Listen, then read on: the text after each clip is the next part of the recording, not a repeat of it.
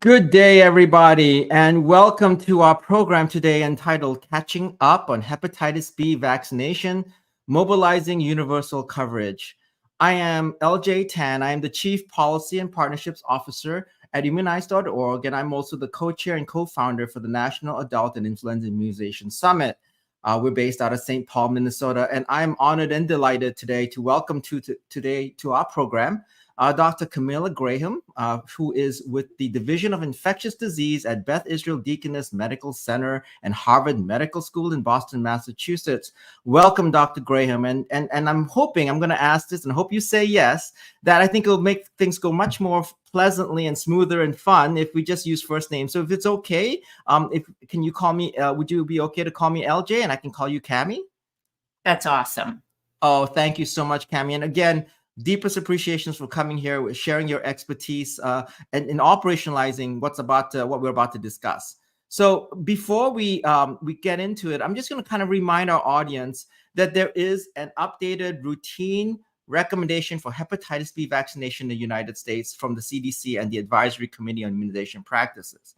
And to remind everybody that in this new updated recommendation, hepatitis B vaccination is recommended for all adults aged 19 to 59 years of age, and adults that are 60 years of age and older with risk factors for hepatitis B.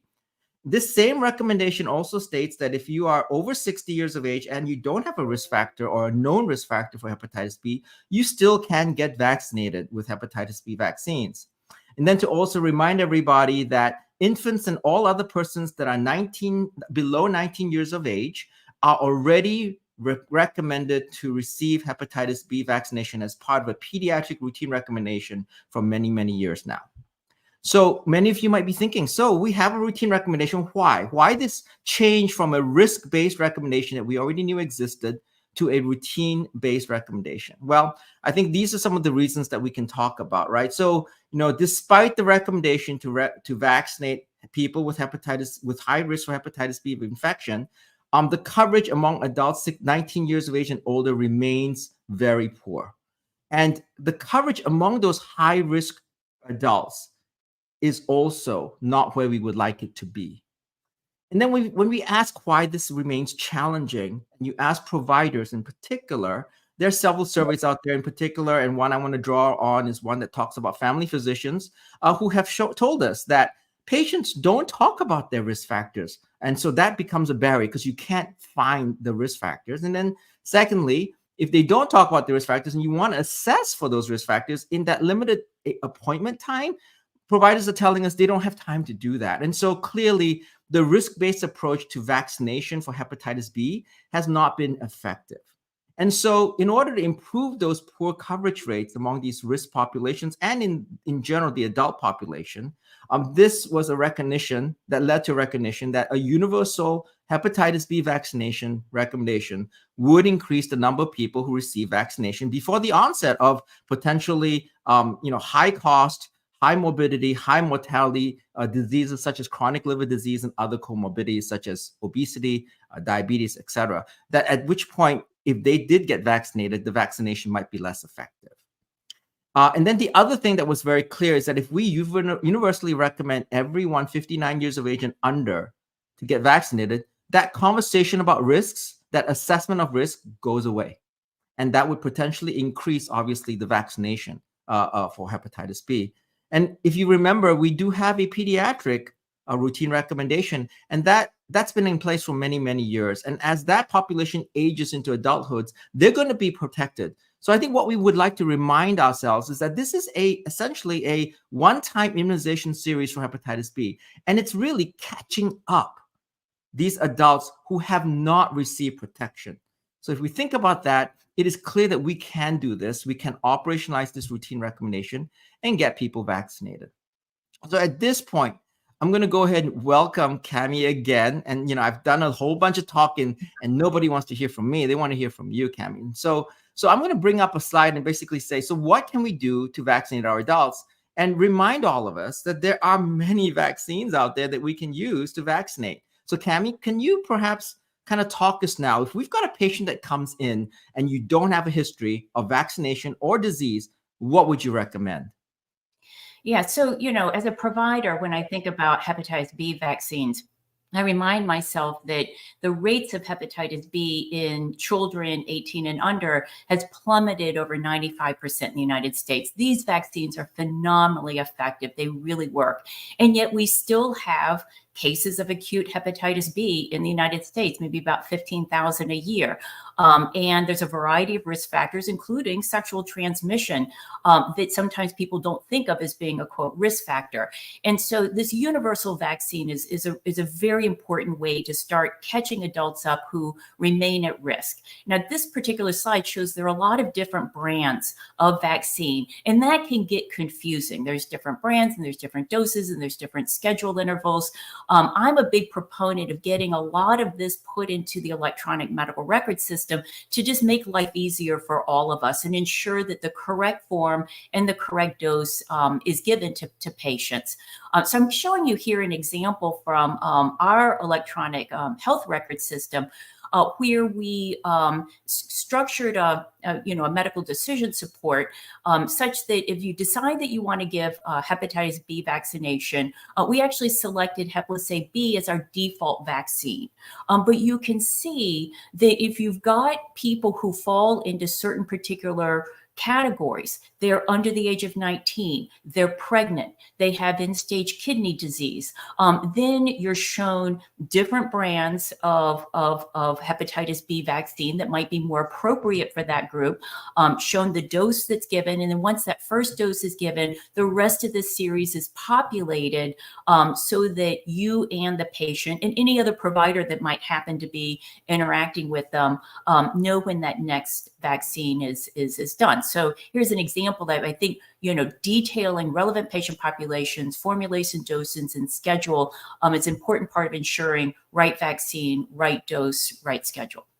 Well, Cammy, that's wonderful. So that's great. So now we know if you got a patient that comes in and that patient is have no history, you've told us what to do. But we also now there's a little glitch here. It's not a glitch, but it's something that you now have to consider as well. It's the CDC has also issued recently routine HBV screening recommendations that now obviously go on top of already existing risk-based recommendations and the screening for pregnant people, right? So it is a routine recommendation where HBV screening is now recommended at least once in a lifetime for adults over 18 years of age and older, right?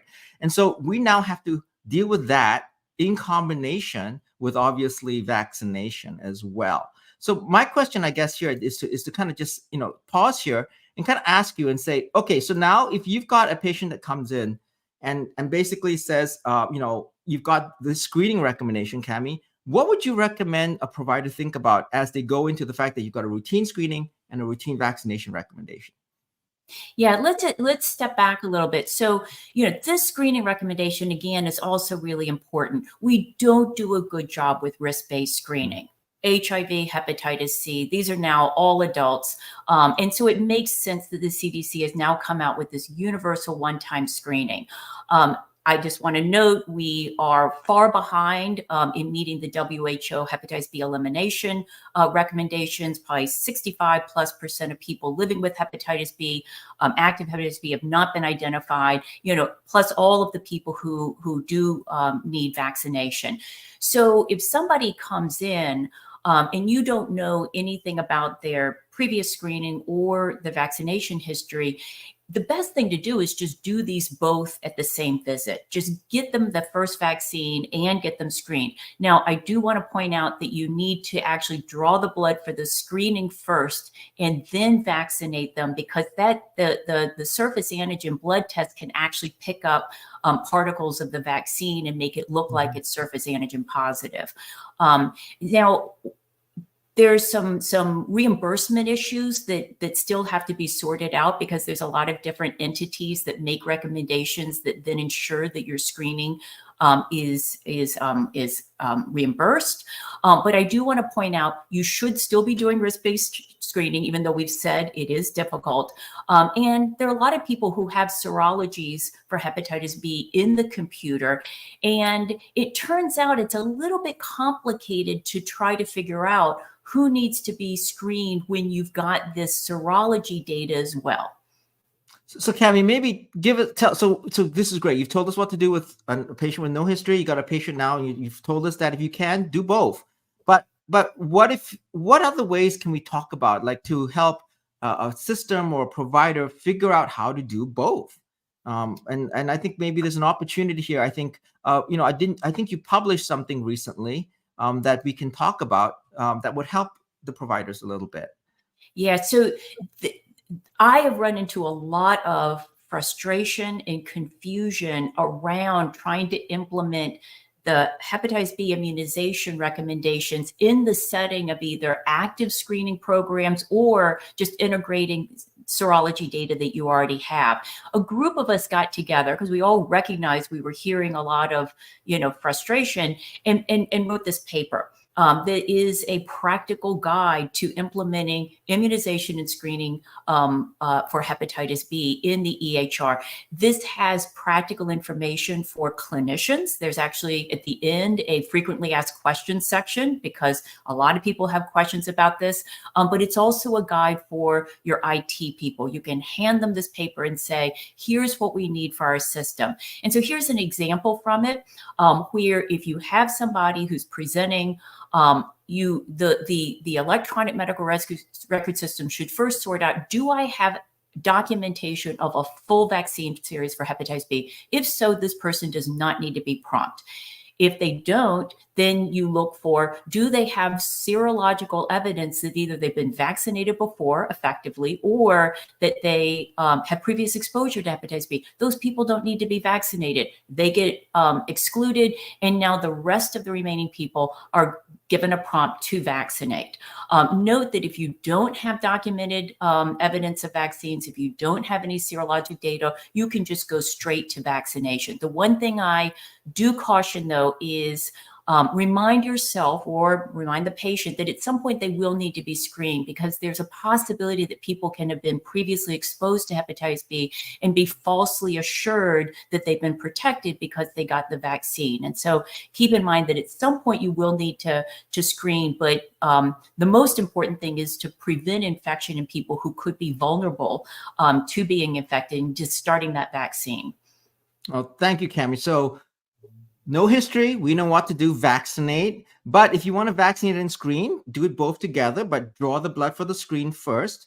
And then you've got this incredible paper telling us how to program this into our electronic medical records. And then you've mentioned, Cami, that there's tricky serology that might come out of some of this. You might already have some data that's already in the EMR. So tell us, Cami, you have this incredible document here about how to interpret this. And I think it's complicated. I don't think we want you to go through all of this, but maybe highlight some things that you would point out with regards to how to interpret the serology. All right. So again, another group of us got together to put together a simplified guide for primary care doctors. And I will tell you, over the years, I've gotten feedback from lots of other specialties that they find this helpful as well. But here's a table from this document, and we try to just very simply guide people. Here's next steps depending on your pattern of serology. For example, Mount Sinai has this table, something like this, in their EHR. So if you've got any questions, you can click on it as a resource. Other people have used it as an educational tool. But in this version, you look on the far right column, and it makes clear who needs to be vaccinated. If you have no exposure, as evidenced by all negative serologies, no evidence of prior full vaccine series, that person needs to be vaccinated.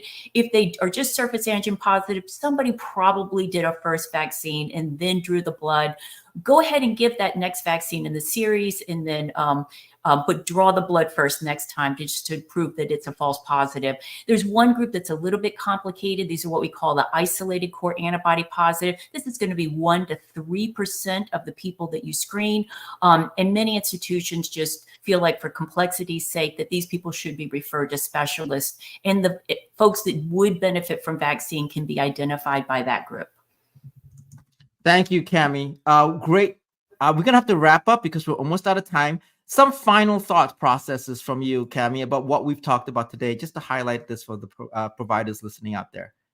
Yeah. So when you see somebody, go ahead and vaccinate them. Get them that first vaccine. Make it clear in the paperwork that they need to come back for a next one. Go ahead and schedule that follow-up appointment. Many of us have the ability to send patient reminders built in. Put it in there, but integrate this vaccine into your usual care practice. I think all of us feel like it will kind of maybe overwhelm us if people are just coming in for the vaccine. But as you integrate flu vaccine and COVID-19 and other necessary vaccines, put this one in as well. But remind people, once you finish the series, you're done. You don't have to keep getting additional, boosters, for the rest of your life. And the other thing to remind people is, for full protection, get that entire series. That is what ensures that you're going to be fully protected. And then on the right is just some important resources for you and for people you might be vaccinating: immunize.org, Hepatitis B Foundation, and then the reference for the paper that we talked about. Well, thank you so much, Cami, for a wealth of knowledge delivered in slightly under 16 minutes. So greatly appreciate you taking time and sharing the expertise. And thanks also to our audience for coming on and listening to us live stream this incredible discussion here from Dr. Graham. So without further ado, I'm going to bid you all farewell and thank you all again. And good luck on the ground getting people protected against hepatitis B.